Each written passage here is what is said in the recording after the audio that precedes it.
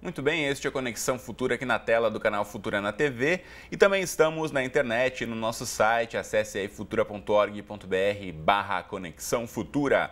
Aqui você encontra os nossos episódios mais recentes para você assistir quantas vezes quiser e ainda acompanhar as nossas novidades nas redes sociais. E um importante legado deixado pelas Paralimpíadas Rio 2016 é a inclusão das pessoas com deficiência ou mobilidade reduzida, desde o treinamento oferecido aos voluntários, passando pela promoção da cultura da diversidade, até os recursos de acessibilidade e mobilidade urbana disponíveis nas arenas esportivas. Por exemplo, durante as competições com atletas cegos ou com deficiência visual, o silêncio era fundamental. E nas arenas em que as provas eram realizadas, o Sport Radio oferecia comentários esportivos descritivos, ou seja, uma locução mais inclusiva para os espectadores, feito por narradores com treinamento em um tipo de audiodescrição. Então esse trabalho foi realizado pela URES, que é uma organização social que utiliza o esporte como ferramenta para a inclusão, educação e profissionalização de pessoas com deficiência visual. E quem fala mais com a gente sobre esse assunto é o Gabriel Maíri, que está aqui ao meu lado, ele é gerente de relações institucionais da URES. Bem-vindo, Gabriel. Tudo bem com você? Tudo bem, boa tarde. Boa tarde. Bom, para a gente começar explicando para quem está em casa, não conhece, nunca ouviu falar da URES, mais de 10 anos já de trabalho, como é que começou o projeto?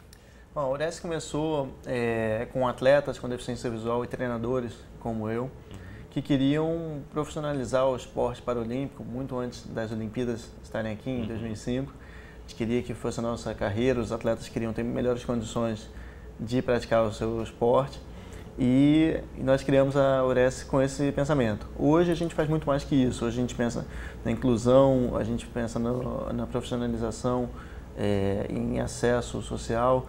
E aí agora a gente vai começar, a gente inaugurou na semana passada a nossa quadra, então a gente vai começar a trabalhar com crianças, com jovens, para fazer essa formação também de pessoas com deficiência.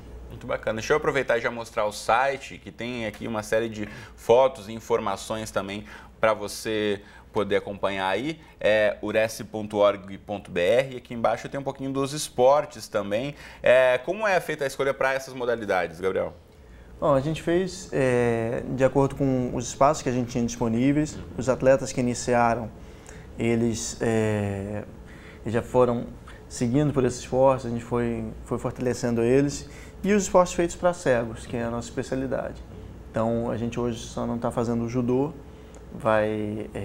um plano vai começar para o ano que vem também. E ano que vem já com essa quadra a gente pretende ampliar o trabalho para outras deficiências também. A nossa quadra é adaptada para cadeirantes, para pessoas com outras deficiências. E a gente quer ter um trabalho mais amplo de inclusão nessa quadra que é na Baixada Fluminense, uma região que tem uma carência de serviços muito grande. Bom, e a gente, como eu já mencionei aqui, acompanhou que ao longo dos Jogos Paralímpicos houve aí esse serviço, né, do Sport Radio. Como é que foi essa parceria, essa capacitação também para poder fornecer mais informações aí para quem acompanhar de perto os Jogos?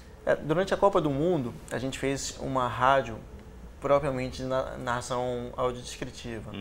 Então, a gente, durante 6 meses, treinou os narradores que trabalharam em 4 sedes da Copa do Mundo. Então, das 64 partidas da Copa, 26 tiveram esse serviço. E aí eram duplas que trabalhavam no jogo e foi uma coisa muito profunda, feita somente em português. Agora, para as Olimpíadas e Paralimpíadas, a gente fez uma sensibilização sobre esse serviço com os narradores que já iriam participar da Sports Radio de Rio 2016. Então, eles tinham o treinamento para fazer a narração do esporte e a gente teve um dia com cada um dos grupos, no Olímpico e no Paralímpico, para que eles pensassem que também tinham cegos escutando. Então, nosso trabalho... O que é o diferencial, então, nesse momento da sensibilização, por exemplo? Então, você na narração esportiva, na rádio convencional, numa rádio comercial, você tem intervalos comerciais, você tem muita da opinião dos narradores, tem a função do comentarista. Então, na narração audiodescritiva, como a gente fez na Copa, a gente só descrevia o que acontecia.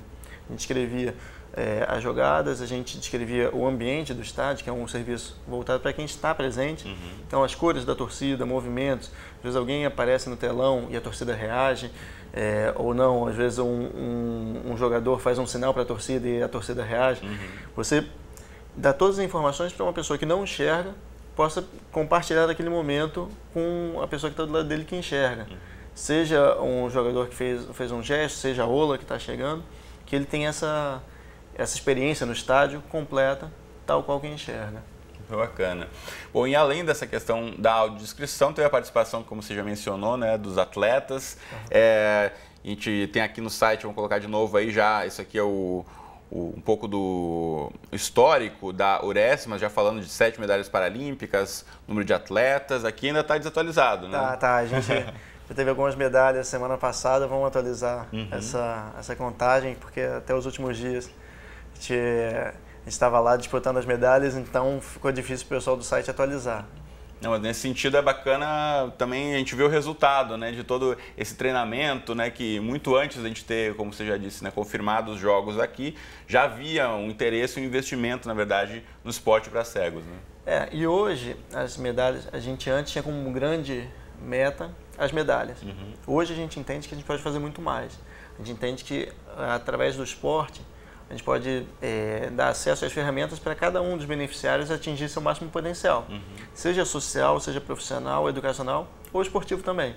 Então, das 60 pessoas que a gente atende hoje, 3 foram para a Paralimpíada e mais um atleta guia e um treinador. Então, não é a maioria, não é o grande foco do nosso trabalho. Hoje a gente tem mais pessoas trabalhando na produção de cardápios em braille para restaurantes, bares e hotéis aqui no Rio do que na Paralimpíada.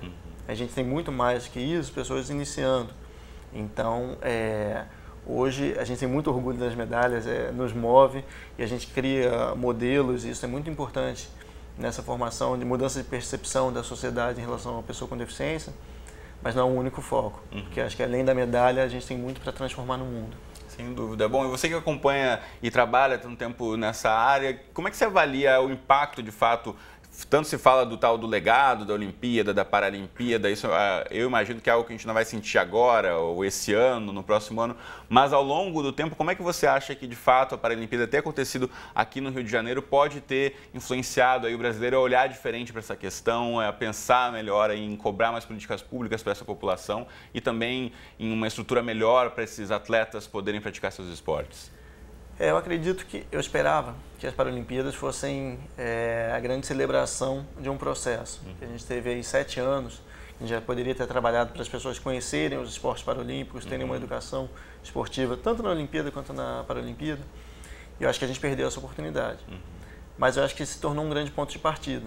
As pessoas que foram para os estádios, que vivenciaram em certos momentos as partidas eram tão emocionantes, que o pessoal deixou de ter pena ou ver a deficiência e começaram a torcer. Então, eu vi Brasil e Austrália no rugby, o pessoal estava vaiando a plenos pulmões o australiano, porque ele estava contra o Brasil e ele derrubou o brasileiro. Então, naquele momento, o pessoal deixou de ver a deficiência dele. Ele não era um super-herói, não era coitado, ele era um atleta que estava jogando contra. Então, acho que esse caminho que a gente tem que buscar, de entender que os atletas não são super-heróis e os que não são atletas não são coitados.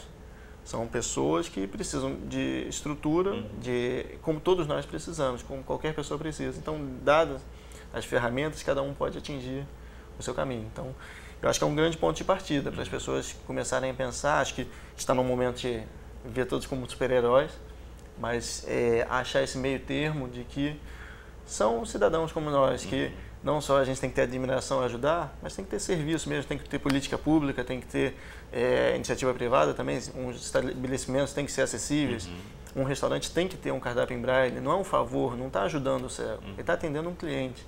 Então, quando a gente deixar de sair da dicotomia entre coitados e super-heróis, eu acho que a gente vai estar no caminho bom para a inclusão. Acho muito bacana você mencionar isso, porque mesmo na cobertura também a gente ouviu muito falar em superação, em super-heróis, na verdade é o que você disse, né?